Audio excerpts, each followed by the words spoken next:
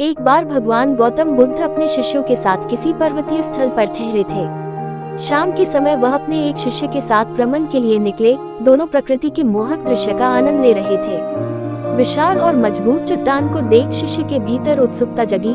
उसने पूछा, इन चट्टानों में तो किसी का शासन नहीं होगा क्योंकि ये अटल, अविचल और कठोर है। शिष्य की बात सुनकर बुद्ध बोले कि नहीं, इन शक्तिशाली चट्टानों पर भी किसी का शासन है। लोहे के प्रहार से इन चट्टानों के भी टुकड़े टुकड़े हो जाते हैं। इस पर शिष्य बोला, तब तो लोहा सर्वशक्तिशाली हुआ।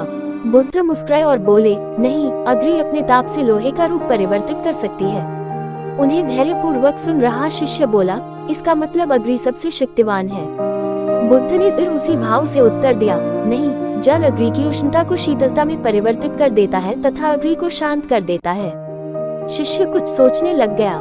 बुद्ध समझ गए थे कि उसकी जिज्ञासा अब भी पूरी तरह शांत नहीं हुई है। शिष्य ने फिर सवाल किया, आखिर जल पर किसका शासन है? भगवान बुद्ध ने उत्तर दिया, वायु का। वायु का वेग जल की दिशा को बदल देता है। शिष्य कुछ कहता इससे पहले ही बुद्ध ने कहा कि अब तुम कहोगे पवन सबसे शक्तिशाली हुआ।